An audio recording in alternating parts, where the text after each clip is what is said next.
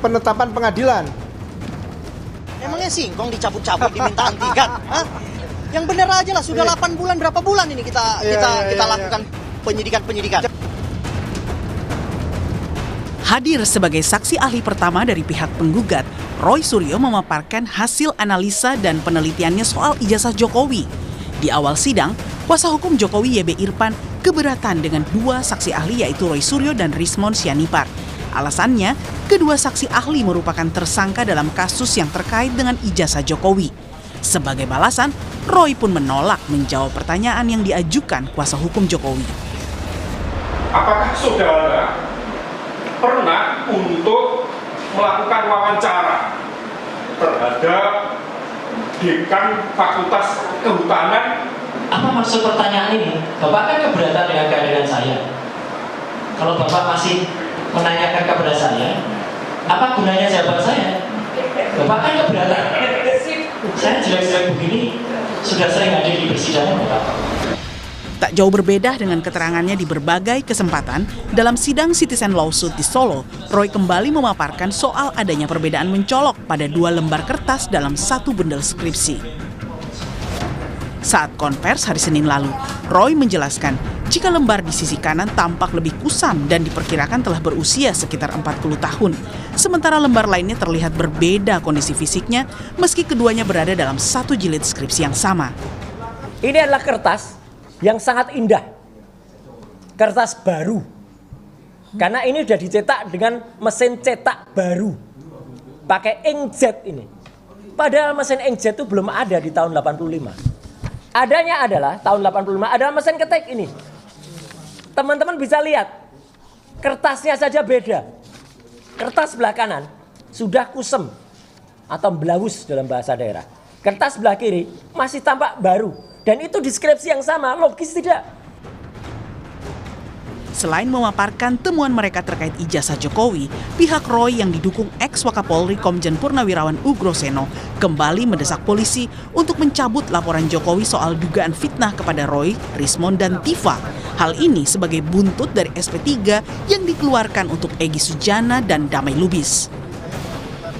Perbuatan pencemaran nama baik dan fitnah karena sudah diarahkan ke RJ ini pasal 79 tadi ayat 5 dinyatakan harus mendapatkan penetapan pengadilan.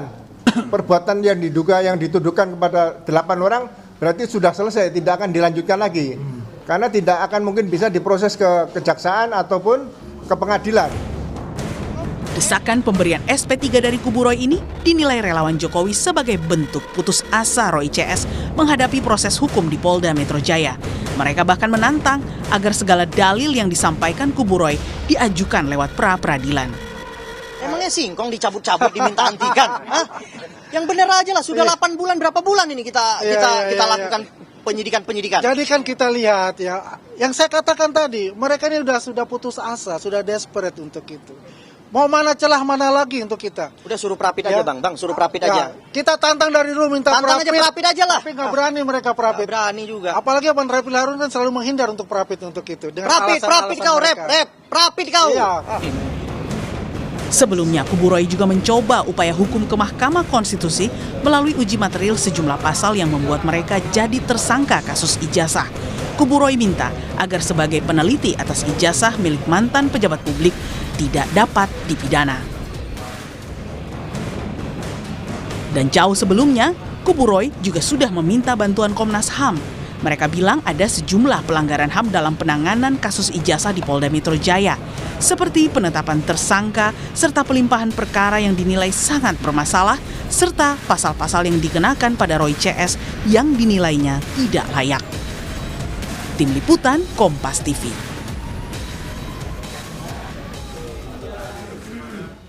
Setelah mendesak polisi agar menerbitkan SP3 untuk kasusnya, Roy Suryo kembali menyoal sejumlah temuannya terkait ijazah hingga lembar skripsi Jokowi.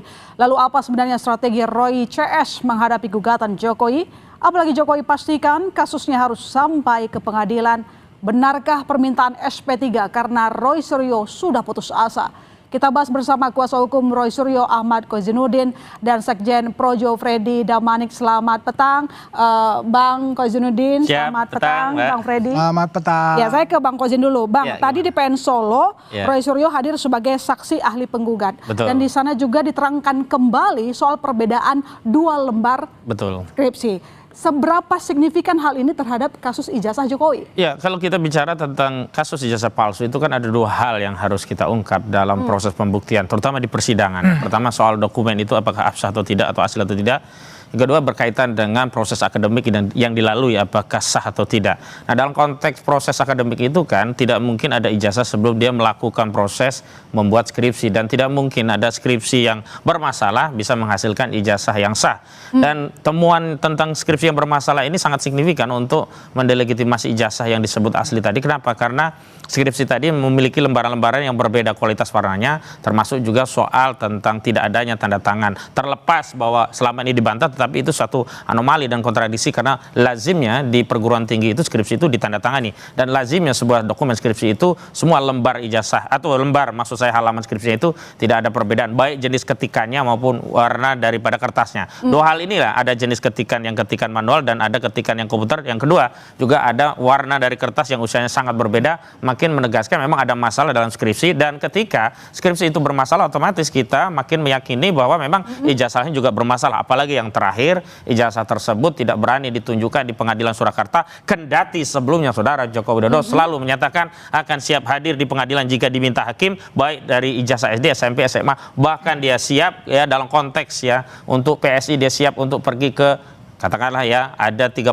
provinsi, 514 kota kabupaten, bahkan 7.000 kecamatan, tetapi dipanggil di Pengadilan Negeri Surakarta untuk hadir menunjukkan ijazahnya, tak pernah hadir. Dan Berapa ini kali makin mangkir? menegaskan. Berapa kali mangkir? Oh, tentunya setiap persidangan yang dia tidak hadir itu adalah mangkir, kendati dalam perdata itu bisa saja diwakili. Tetapi kita ingin membuktikan bahwa ucapan Saudara Joko Widodo yang dia butuh forum pengadilan untuk membuktikan ijazahnya, ternyata itu hanyalah dusta belaka. Oke, Bang Freddy bagaimana? Apanya ini bagaimana? Ini kan Banyak banget soalnya. tadi disampaikan bahwa dalam sidang ini kan ada 2 keterangan dari Roy Suryo. Pertama tadi soal lembar skripsi yang berbeda, kemudian tidak ada tanda tangan penguji begitu. Abang kan pernah kuliah, abang pernah bikin skripsi begitu. Jadi gimana? Jadi itu kan dalam persidangan Citizen Law Suite. Ya, sebetulnya persidangan Citizen Law Suite ini adalah gugatan warga negara terhadap kebijakan pemerintah, biasanya terhadap kebijakan lembaga pemerintah yang dianggap merugikan warga negara. Nah, kali ini oke lah, ini sudah sampai pada tahap pembuktian. Cuman yang mau saya sampaikan adalah bahwa alat bukti itu kan ada beberapa. Pertama, ya bukti surat. Biasanya bukti surat ini nih yang autentik ini, ya. Nah, kemudian di dalam dalil hukum, khususnya hukum perdata, ya siapa yang mendalilkan, dia membuktikan. Nah, ini dalam perkara ini, ada nggak pihak penggugat itu mempunyai bukti autentik yang dihadirkan di pengadilan yang mendukung bahwa ijazah itu palsu? Itu yang pertama. Saya rasa sampai sekarang belum ada. Oke. Kemudian kesaksian. Ada nggak pihak penggugat itu menghadirkan saksi yang mengetahui atau mendukung dalil-dalil mereka itu yang menyatakan ijazah itu palsu? Misalnya, contoh, dulu saya waktu di UGM, misalnya nih ada salah satu alumni UGM, dia tuh setahu saya nggak pernah lulus. Atau ada pegawai UGM, UGM nggak pernah mengeluarkan. Ada nggak? Nggak ada yang berkaitan dengan itu, malah yang ada sebaliknya. Mendukung semua pernyataan ya bahwa memang Pak Jokowi alumni UGM. Nah, kemudian barulah ini ahli. Ahli ini ya tinggal diuji aja dengan alat bukti tadi. Ada belasan saksi ahli yang sudah dihadirkan ya, Bang. Ya, makanya, apakah itu tidak cukup untuk? Ya makanya keterangan ahli-ahli ini yang mereka sampaikan itu korelasi enggak dengan gugatannya ini, bisa tidak membantah yang UGM bahwa menyatakan bahwa benar UGM sudah menyatakan sejumlah saksi mereka tidak bisa menurut saya tidak ada nilainya karena tidak berkaitan dengan tadi Bung Kozin udah mengatakan bahwa ada prosedur, ya prosedur yang sudah dinyatakan UGM bahwa benar mereka mengeluarkan ijazah. Nah, ahli-ahli mereka ini ada nggak yang menyatakan itu, mematahkan itu? Nah, itu sebetulnya makanya ahli-ahli mereka ini menurut saya tidak ada nilainya di persidangan itu. Ada nggak saksi dan ahli yang menyatakan bahwa ijazah dari Jokowi itu tidak asli? Jadi kalau langsung asli tidak asli tidak, tetapi dalam konteks adanya anomali dan konteks ijazah itu sempat dihadirkan, misalnya Pak Ugo Ruseno diminta untuk membandingkan apakah benar foto dalam dokumen ijazah yang selama ini beredar dan terakhir memang sudah diakui oleh KPU dan dikeluarkan oleh KPU karena itu ternyata bukan dokumen private tapi dokumen publik begitu.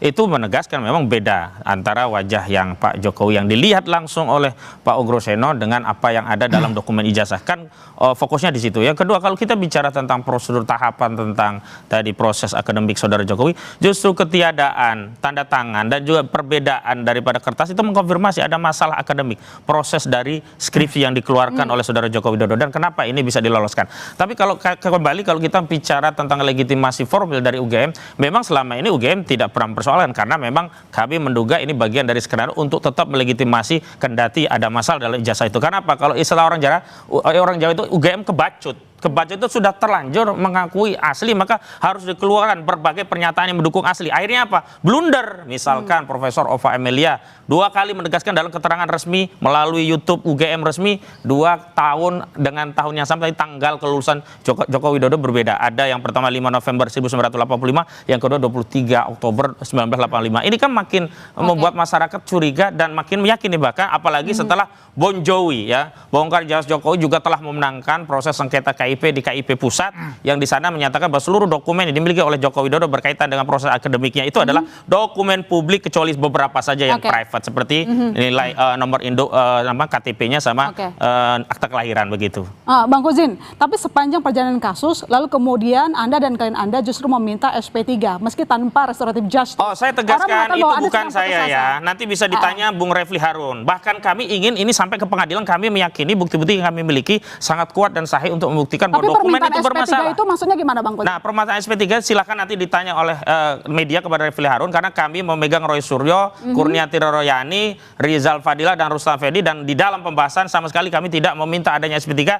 Bahkan kita berharap sidang ini bisa dilanjutkan agar apa? Masalah tentang ijazah ini tidak menjadi PR sejarah atau lagi utang sejarah. Karena yang berkepentingan ijazah ini dibuktikan di dalam persidangan bukan hanya saudara Joko Widodo atau mungkin klien kami yang hari ini dipaksa menjadi tersangka. Kendati kami sebut itu sebagai kriminalisasi, tetapi kepastian tentang dokumen ini adalah suatu kepastian ditunggu oleh seluruh rakyat. Bang Freddy, Anda dan teman-teman Anda mengatakan bahwa permintaan SP3 menunjukkan rasa putus asa, itu yang Anda lihat? Oh iya, jelas dong. Ya, pertama ya mereka ini ya para tersangka ini khususnya menuduh ya Pak Jokowi ijazahnya palsu. Kemudian setelah menuduh, mereka mencari-cari bukti. Kemudian ya setelah mencari-cari bukti, kemudian ditetapkanlah mereka jadi tersangka. Setelah ditetapkan jadi tersangka, sekarang mereka berusaha membatalkan pasal-pasal ini melalui MK, ya misalnya. Kemudian meminta SP3. Jadi langkah-langkah memang wajar kita mengatakan memang mereka ini putus asa. Segala hal ditempuh untuk supaya itu tidak masuk ke jalur pengadilan. Tadi dalam konteks saya dari awal memang konteks ini Bung Kozin bisa sepakat kita dalam konteks ini bahwa ini harus diputuskan melalui proses peradilan.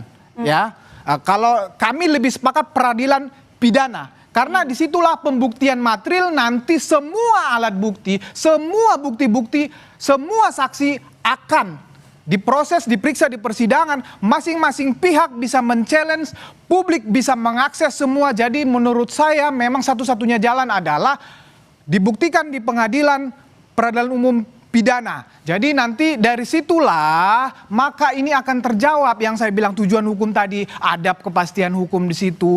Pak Jokowi juga mendapat keadilan hukum, para tersangka juga akan mendapat keadilan hukum kalau memang ternyata itu dia yang benar. Kemudian masyarakat akan mendapat kemanfaatan hukum. Jadi memang satu-satunya cara untuk mendapatkan tujuan hukum hanya melalui proses peradilan. Bang Kozin, kalau kita lihat kan Bang Egy melaporkan klien Anda begitu. Dan di sini apakah Anda melihat ini merupakan sebuah serangan balik dari seorang Jokowi? Justru itu yang kami tafsirkan bahwa saudara Joko Widodo melakukan dua strategi sekaligus, ya ini pecah belah sekaligus adu domba. Pecah belah di antara kami, kemudian ada adu domba, lapor-melapor di antara yang sebelumnya kritik terhadap Joko Widodo, kini kembali berbuat sebaliknya begitu. Dan kalau kami mengkritik ya SP3 keluar itu memang ada masalah karena prosedur tidak mengikuti KUHAP. Karena semestinya proses SP3 itu keluar setelah ada pencabutan perkara. Tapi ternyata tidak dilakukan pencabutan perkara, tapi dipilih tebang, pilih tebang sesuai dengan apa yang dimaui oleh Sulu. Dalam hal ini kami sering menyebut ini tidak ikut tunduk pada KUHAP baik yang lama maupun yang baru, tapi ikuti prosedur yang ditetapkan oleh Jokowi atau prosedur SOP Solo, dan itu yang kami kritik. Makanya kalau konsisten semestinya tidak ada SP3 bagi siapapun, tapi kalau terjadi SP3 ya semestinya semuanya, tidak bisa kemudian ada SP3 dipilih-pilih. Itu kan kental banget nuansa adu domba dan pecah belah, dan itu mengkonfirmasi bahwa memang yang takut untuk masuk ke proses persidangan adalah Joko Widodo, dengan harapan yang lainnya itu melemah lalu minta ampun, sowan ke Solo, damai, dan kemudian dianggap terrestorasi lah. Tapi saya tegaskan, perdamaian yang terjadi itu tidak pernah merestorasi ijazah yang palsu menjadi asli. Tetap saja masalah ijazah ini tidak pernah pulih sebelum ada putusan pengadilan yang berkekuatan Pak hukum tetap. Groseno mengatakan bahwa kalau misalnya ada 2 orang dapat SP3, yang lain juga seharusnya begitu. Itu kan kata Pak Groseno. Saya nggak tahu dia mengambil dasar hukum itu dari mana. Yang pasti bahwa tindak pidana itu pribadi. Kendati itu dalam satu laporan, tetapi nama-nama itu pribadi. Nah, kenapa? Kan tadi Bung Ahmad juga udah menjelaskan. Kenapa yang 2 itu saja? Karena memang 2 itu saja mendapat penyelesaian secara baik-baik yang bisa ditindaklanjuti dengan restoratif justice. Sekarang mereka menuntut penyelesaiannya misalnya demi hukum. Ini kan analogi dari mana bahwa perkara ini diberhentikan demi hukum? Saya bingung juga ini ngelihat Pak Groseno ini beliau ini kan udah sangat pengalaman ya di bidang penyidikan, tetapi argumentasi bahwa ini diberhentikan demi hukum hanya karena 2 orang sudah diberikan SP3, ini menurut saya sangat tidak berdasar dan tidak sesuai dengan hukum, karena memang bagaimana ini diberhentikan demi hukum sedangkan ini proses itu berdasarkan kewenangan penyidikan. Jadi menurut Anda ini merupakan alasan mereka untuk tidak dipidana? Memang ini adalah alasan mereka untuk menghindari proses hukum. Saya juga bingung, Bung Ahmad bersetuju ini harus dibuktikan di pengadilan, sementara di sana harus diberhentikan demi hukum. Ya kalau kemarin karena mentok ini restoratif justice, karena kan mereka nggak mungkin datang kan begitu, maka sekarang dipakai cara demi hukum. Ini terus menerus alasan yang dicari-cari kan begitu. Itu yang kita tidak pernah. Kalau berdasarkan KUHAP, bukankah kalau misalnya orang dapat SP3 harus melalui restoratif justice minta maaf dulu? Jadi sederhana saja, ini kan laporan polisinya satu dari Joko Widodo, lalu orang-orang ini menjadi satu kesatuan di LP-kan, dan dalam penyelesaian restoratif justice dimulai adanya permohonan restoratif justice, ditindaklanjuti mediasi oleh polisi kepada para pihak, dilakukan perdamaian, lalu perdamaian itu ditetapkan pengadilan, lalu mekanismenya dengan pencabutan laporan, setelah itu baru SP3. Jadi ada mekanisme pencabutan laporan, dan ini tidak terjadi. Itulah yang kemudian kami nilai ini SOP-nya ngikuti Solo dengan menerapkan strategi pecah belah dan adu domba, dengan harapan yang lainnya lelah, putus asa, kemudian sowan ke Solo minta ampun seperti yang 2. Saya tegaskan, sorry, tidak pernah ada niat sedikit pun dari Roy Suryo dan kawan-kawan yang kami tangani merasa putus asa, apalagi minta maaf, karena mereka tegas berada di jalan kebenaran dan siap untuk beradu argumentasi bahwa ada kritik terhadap SP3 dan semestinya demi hukum semuanya itu berhenti. Memang iya, karena polisi tidak boleh jadi alat kekuasaan Jokowi dengan cara mengadu domba dan memecah belah perjuangan ini dengan cara memberi SP3 secara nyicil, begitu maksud saya. Baik, kita tunggu nanti proses selanjutnya. Terima kasih Bang Komarudin, terima kasih Bang Freddy telah bergabung di Kompas Petang. Saudara, sorotan lain di Kompas Petang, Iran menutup sementara sebagian Selat Hormuz